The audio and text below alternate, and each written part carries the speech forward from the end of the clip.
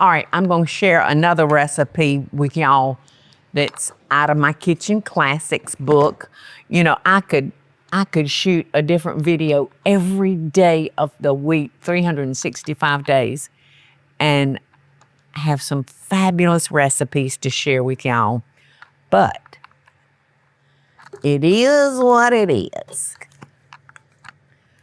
I am going to spray that just a little bit, but I'm going to add some butter. This is a tomato casserole, and I think it's so good. And one night, I didn't know what I wanted to do, so I just somehow, you need 2 or 3 tablespoons of butter for your sauteing.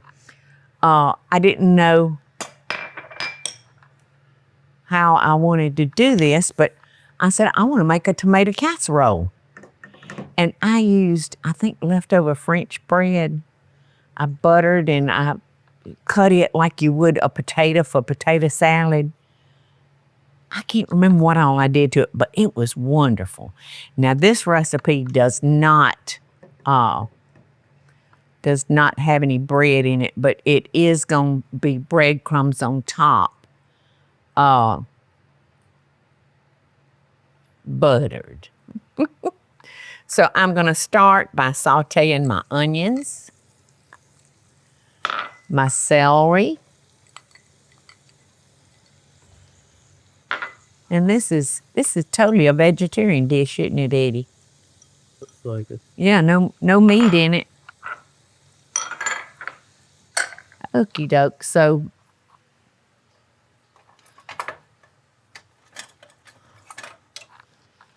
we're going to saute this for about 3 to 5 minutes, you know, until it starts getting translucent. You know, now if it was summertime, I would certainly recommend using vine ripe Georgia tomatoes.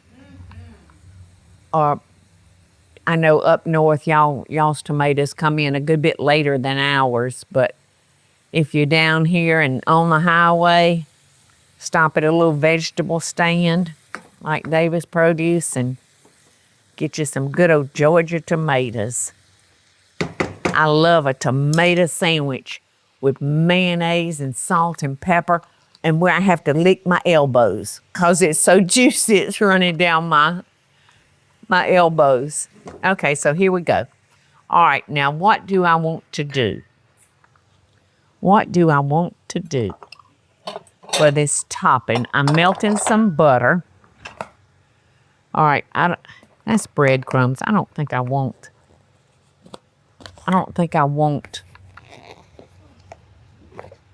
like breadcrumbs that are that tiny. Well, they seasoned, so look, I'll throw a little bit. But I do love pancos.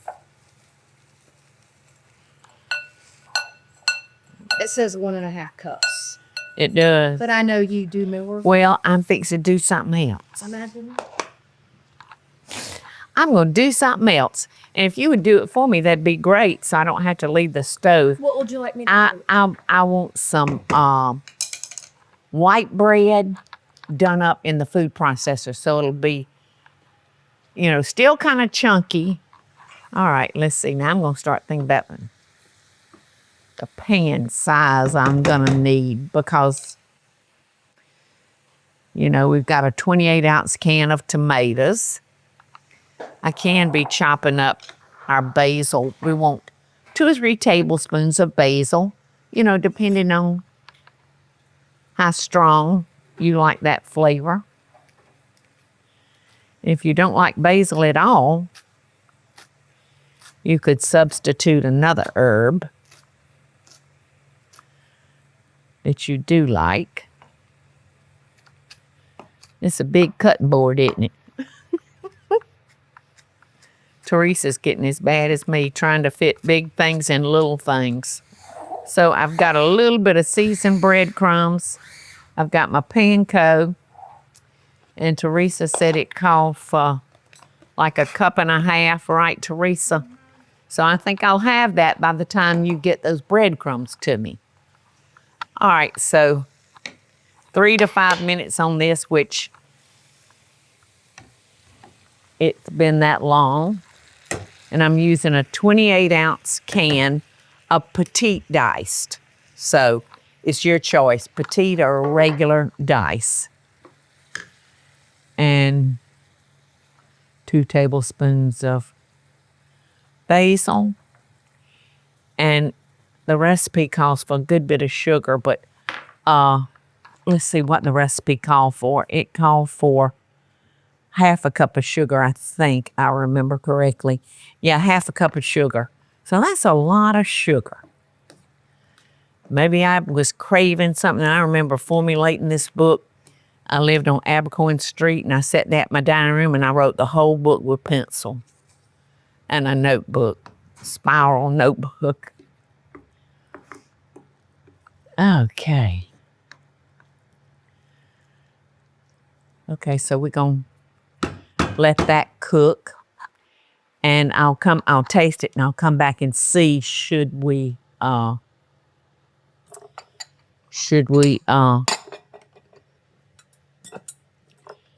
let's see, what's this? That might be right.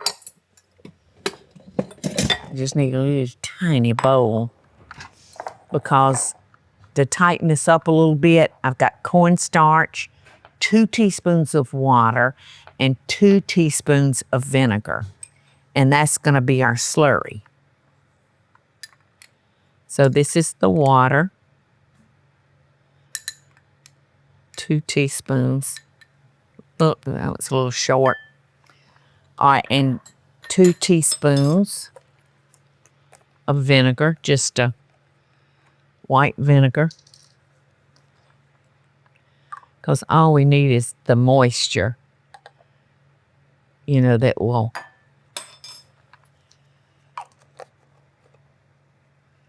I think I'm going to turn that up a little bit more till it gets to cooking good. All right. So now I'm going to add my cornstarch. And what does cornstarch do like that? I don't know. I don't know. But anyway, so here's our slurry. Did you mean that water too? I've already used added the water. So you just want to stir it till there's no lumps in it. But cornstarch usually doesn't lump too bad. Okay, so now I'm going to come in and I'm going to taste our tomatoes, and I might go ahead and add the rest of the sugar. Just depends. And I've still got to add a little salt and pepper too.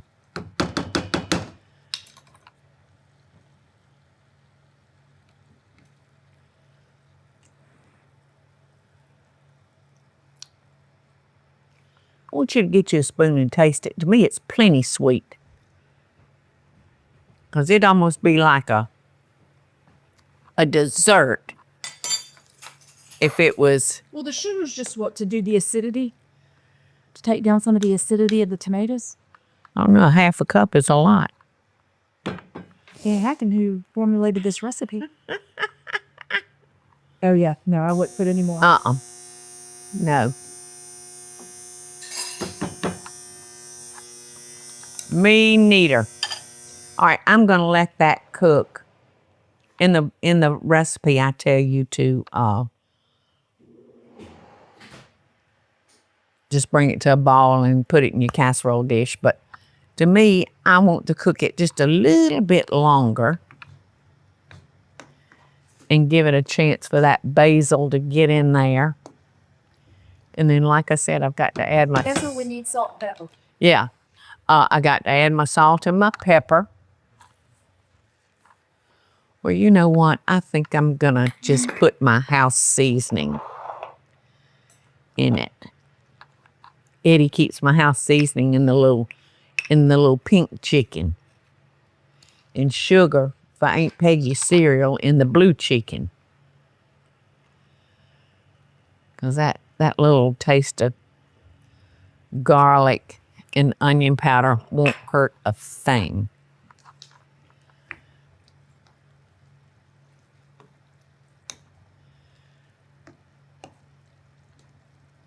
But I am going to, I just love fresh ground pepper. And I don't like restaurant style, you know, what you put in your shaker. But this is, to me, just so good. All right, so now I'm going to come back over here to my topping. And like I said, I got my panko, a little squirt of commercial breadcrumbs. And now I've got the good breadcrumbs. The really good ones. And Teresa did it just perfect because it still got a little chunk to it. And now, thank you, Teresa. And now I'm going to put my melted butter because I like to do it this way because you can't ever. You try that Don G's too. Yeah, you can't ever drizzle butter evenly over a casserole dish. You just, way too hard to do. All right, this is going to cook for, I think, 35 minutes. 35 or 40 minutes. So I'm going to go ahead and add my slurry. And I don't want to make it too thick, you know. So I may not add all of the slurry either. You know, it just depends on how thick you want it.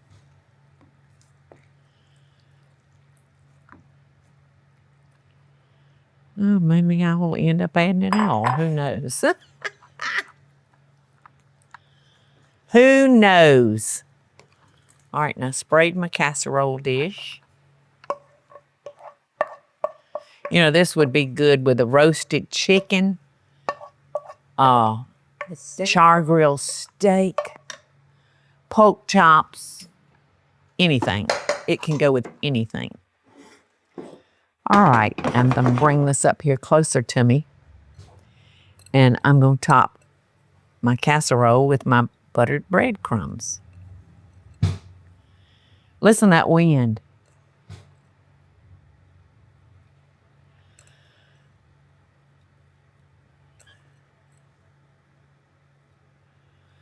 Want to make sure it's even. And if you feel like your breadcrumbs are getting too dark, you know, you can put a little tinfoil, cover it with a little tinfoil until you're happy with it. And I'm very happy.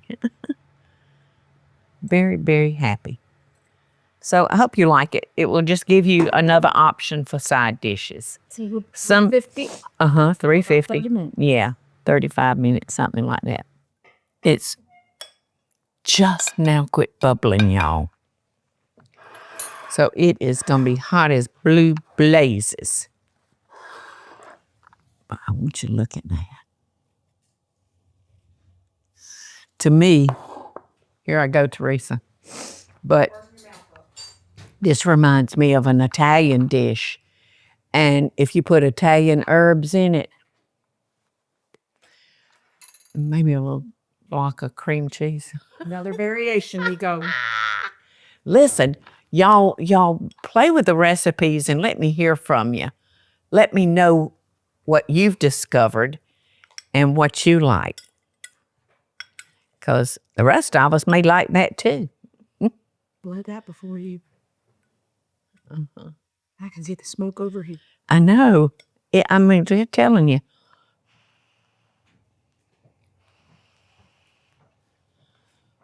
I know this is good because I've had it before.